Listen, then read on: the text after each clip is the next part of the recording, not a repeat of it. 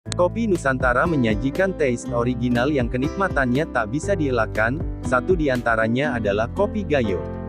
Keberadaan kebun kopi di dataran tinggi Gayo sebenarnya sudah dimulai pada awal kolonial Belanda kala itu yang ingin menguasai tanah Gayo, Aceh.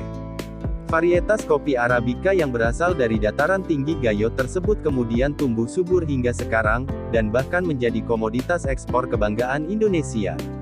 Keunikan dari kopi Gayo ini ialah cita rasanya yang cenderung tidak konsisten, sebab ketinggian di mana biji kopi ini ditanam sangat mempengaruhi taste dari kopi asal Aceh ini. Maka dari itu, yuk kenali lebih jauh jenis-jenis kopi Gayo yang paling populer dan sesuai dengan taste lidah kamu. 1. Bergendal. Kopi Bergendal adalah varietas kopi Arabica yang ditanam dari perkebunan Bener Meriah, Aceh. Varietas Bergendal tumbuh di ketinggian 1200 sampai 1500 mdpl dan sangat rentan terhadap penyakit karat daun, namun varietas ini punya kualitas biji kopi yang sangat baik. Bahkan rasa dan aromanya juga sangat disukai oleh para penikmat kopi. Kata Bergendal sendiri berasal dari bahasa Belanda yakni berg, gunung, dan dal, lembah. Sehingga oleh masyarakat Gayo biasa menyebutnya, Bergendal. Taste yang dihasilkan oleh kopi Bergendal adalah fruity, herbal, spicy, low acidity, full body, dan long aroma aftertaste. 2. Rambung. Kopi Rambung adalah varietas kopi Arabica yang memiliki biji paling besar di antara jenis kopi Arabica lainnya yang ditanam di tanah Gayo. Buahnya pun besar dan panjang. Selain itu, kopi Rambung juga menjadi varietas tertua di dataran tinggi Gayo yang sudah mulai sulit dijumpai.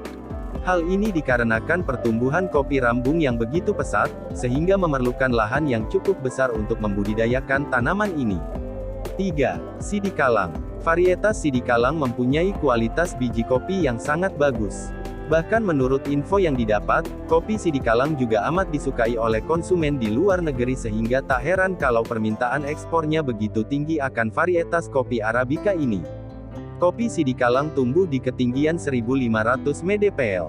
Sama seperti varietas Bergendal, kopi Sidikalang juga rentan terhadap penyakit karat daun walaupun ditanam di dataran tinggi yang sejuk dan dingin.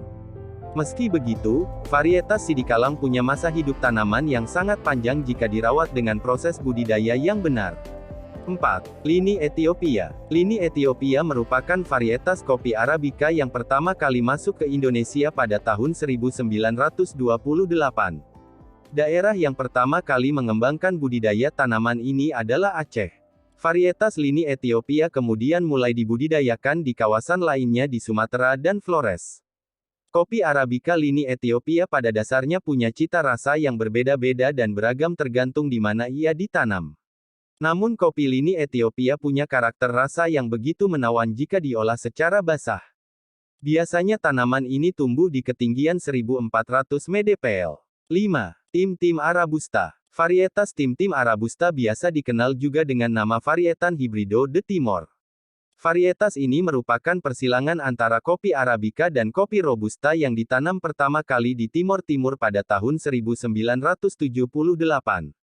Itulah mengapa varietas ini diberi nama Tim-tim Robusta. Barulah pada tahun 1980-an varietas ini kemudian dibawa ke dataran tinggi Aceh dan dibudidayakan di sana. Varietas kopi Arabica ini mempunyai mutu yang sangat baik, namun kurang diminati oleh konsumen luar negeri. Meski begitu, penikmat kopi tanah air masih tinggi peminatnya akan permintaan kopi Tim-tim Arabusta ini. Itu dia jenis-jenis kopi Gayo yang paling populer dan wajib diketahui.